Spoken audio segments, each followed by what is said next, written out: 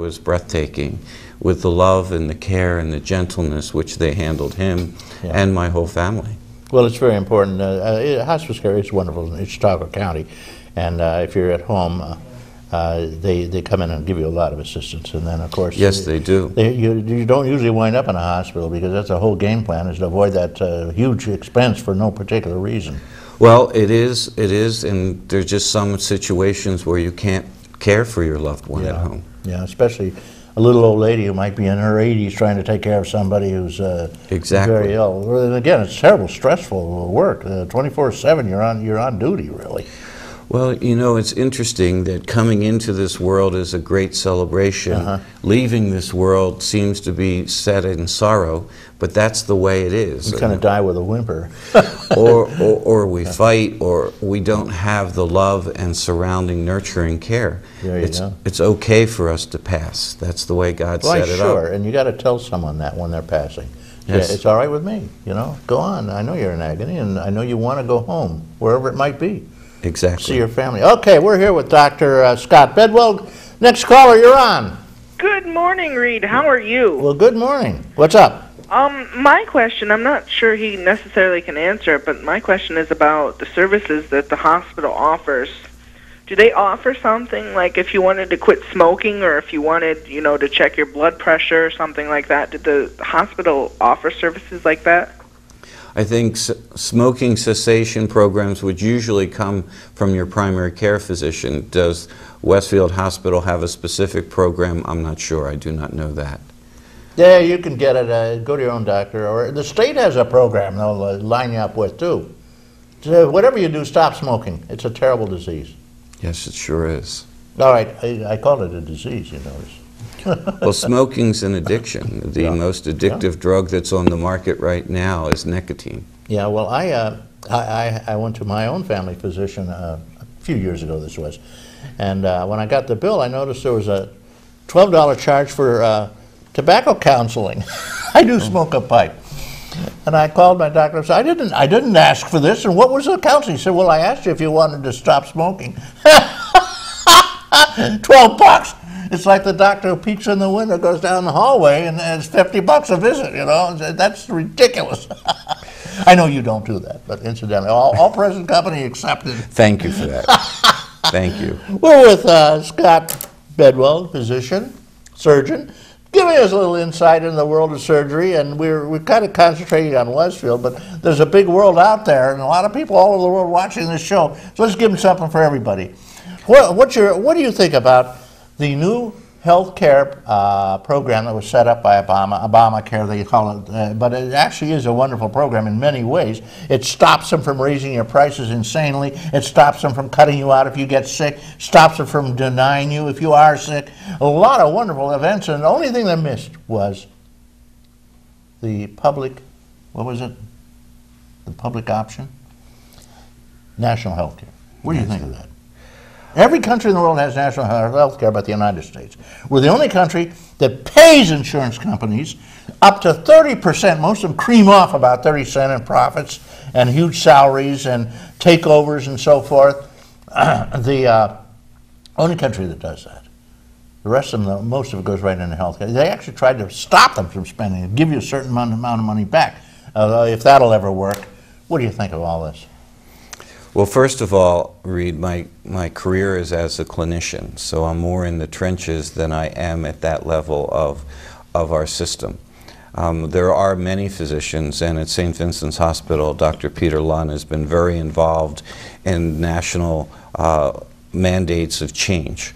We all looked at Obamacare or the new health care plan with trepidation, because change brings trepidation to anyone. We didn't know how it was going to impact our lives as physicians, how was it going to impact our facilities' ability, like St. Vincent's ability to deliver care, were their reimbursements going to be cut. It cost a lot of money to deliver health care, and we are exploring those opportunities now at St. Vincent's, where our volumes at St. Vincent's have gone up dramatically, yet revenue has gone down because of the reimbursements. That's under Medicare and Medicaid, right? It's under just the whole hospital system and wide.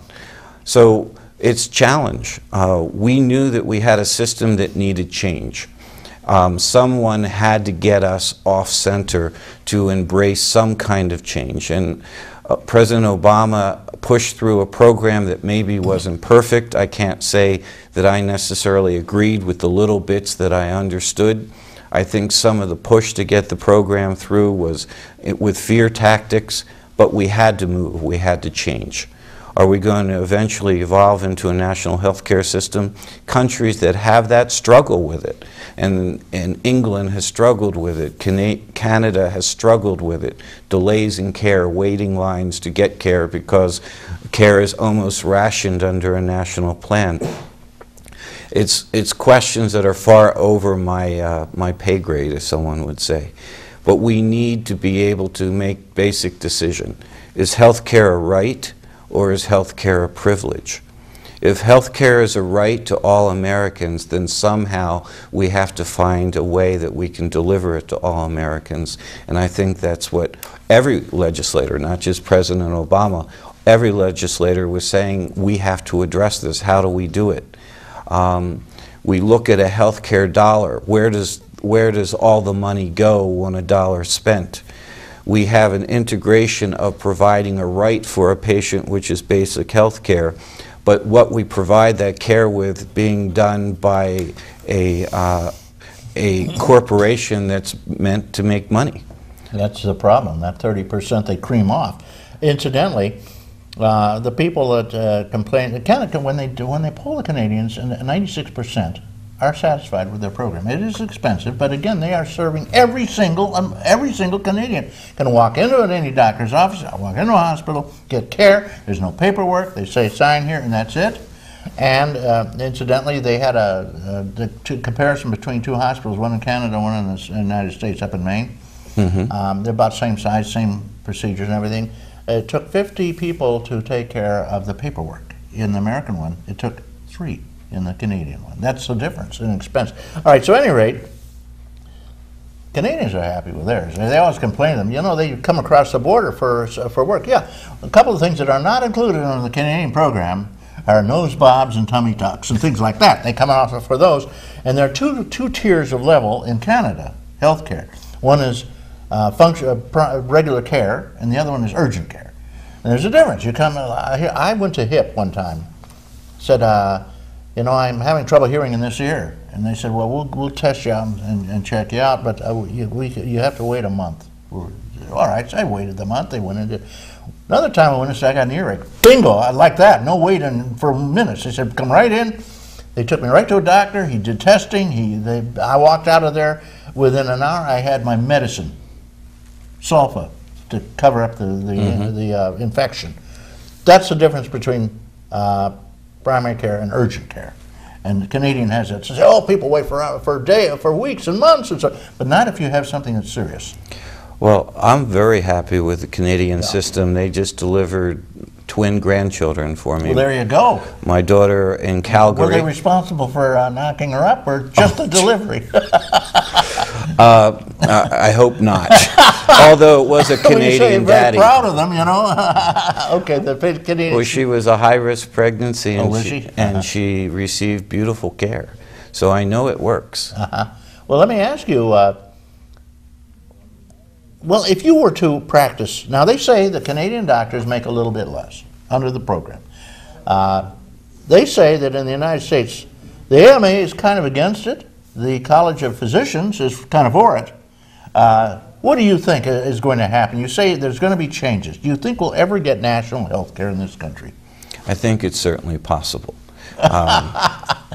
Everything is possible. The moon could fall on your head. But is there going to be national health care? You know, there are 1,400 very wealthy insurance companies. They control trillions of dollars. They make almost $1 trillion every year. They do. And they are so powerful that Congress is moribund. They can't seem to move on this. You know, the problem of providing care is for illegal aliens, is for people who have no insurance. No one gets denied care in this country. I have never turned someone away. I have never been in a hospital that said, no, you cannot come here for care. St. Vincent's has a community care program where they have raised the bar that if you don't have insurance, but you make X amount of money, we will still care for you. That is wonderful. Now, down in Long Island, where I would live for a while, there was a very big business. It's making little brass signs saying, we do not accept Medicare or Medicaid. And they were everywhere. They wouldn't accept it. And people have, I got cancer, what am I going to do? Got to find a doctor. Well, where's the doctor? There's no doctors. Well, it's what we talked about, being entrepreneurs and free enterprise, integrating healthcare in that setting. There you go. Okay. You buy something and you call it a piece of medical equipment, but it's a screwdriver, and you pay $50 for it. Same as on the spacecraft, right? Absolutely. Here we go. We got one last call. Caller, you're on. Good morning. This is Linda Spalding. Well, good morning, Linda Spalding. I just wanted to call up and inform people there are services for seniors at the Chautauqua County Office for the Aging. They can provide surgery, can they? Surgery? Well, Nah. they can refer people to services that will help pay for it.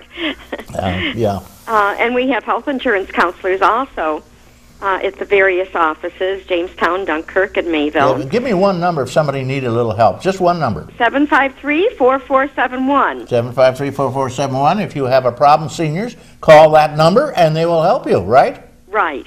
Okay, Linda, I want to thank you for the call, and I wanted to say hello to that elderly gentleman with whom you live. Young man.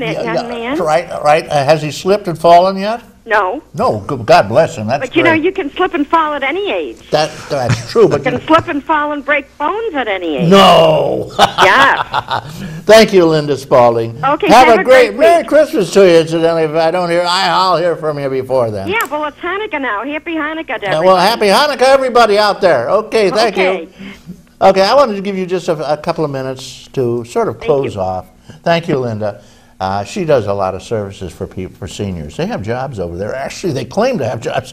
I don't know, but this is the problem with a no-COLA is what's an 85-year-old man do or woman when they can't even climb, have trouble standing up, and they're supposed to find a job? I don't know. They're totally dependent on the Social Security, and it's disappearing because of the inflation. They're not getting the COLA. Okay, just 30 seconds to close off. You say anything you want, and I won't interrupt you. Time is up. Now, go on. All right, didn't interrupt me. One, I wish everyone a Merry Christmas, Happy Hanukkah, all the seasons. Two, whenever you approach your healthcare issues, approach it with your faith life. Your faith life cannot be separated from your physical well-being. We're out of here. Okay. 30 seconds. Dr. Scott Bedwell. Scott, give them a phone number if they wanted to follow up on anything you said. 814-454-1142 would be my office. There you go. Scott Bedwell, I appreciate you coming in and chatting with our seniors. We'll do it again sometime when we have a little more time. I hope so much to talk about. Yes, absolutely. Okay, I want to thank all those beautiful people who called in. Sorry, last caller, we didn't get you, but that's okay. We'll be back. I want to thank Chuck Kelsey, Devin Taylor, Chris Burt, Chris Ramaker, Mark Flexer. I want to thank Randy Burt, Jeff Zook, Don Zenz, and all those people out there. Don't forget, have a happy Christmas. Invite a friend over for your Christmas dinner who wouldn't have a place to go. I want to thank all those people who are out there viewing and living with Senior Report. May all that is proud and true and noble abide with you. I'm Reed Powers.